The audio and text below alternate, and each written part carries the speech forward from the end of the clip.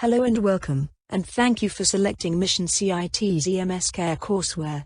I am Missa, your host for the first part of this chapter about psychiatric and behavioral emergencies. My colleague Justin and I will take turns presenting the material.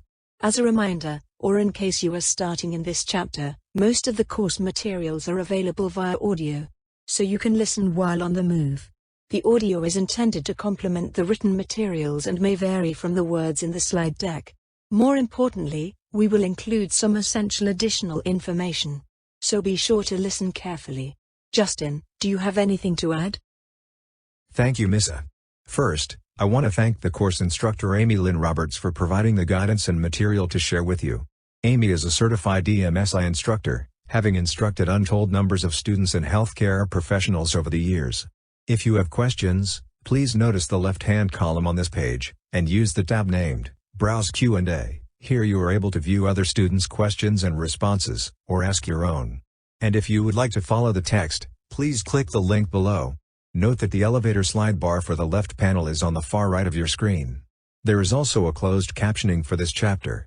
If it is not turned on, if accessible, turn it on from the YouTube control bar at the bottom of the video. If not available, you would have to go to any YouTube video in another tab, and then turn the CC on there. Missa, please continue. We begin this chapter on psychiatric and behavioral emergencies with an introduction to the subject. We subsequently explore the following lessons in depth: definitions, epidemiology, assessments, factors of behavioral change, legal and ethical questions, a video on using restraints, mental status examination, delirium, and suicides. We complete our studies with a chapter review followed by a quiz. You will need to watch all the lessons, answer the interactive questions, and finally score a 75% grade or higher on the quiz to get credit for this chapter. The NREMT educational guidelines are listed in the table on this slide. You can reference the associated EMS care lesson where the material is found. The content in this chapter fully covers the defined NREMT educational guidelines along with supplemental knowledge relevant to the subject matter. The chapters we discussed in the previous slide mirror these requirements. The NREMT learning objectives are as follows. 1. Describe the components of a mental status examination. 2.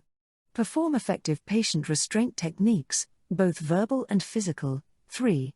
State the risk factors for suicide. 4. Analyze the effects of opioids and excited delirium. And 5.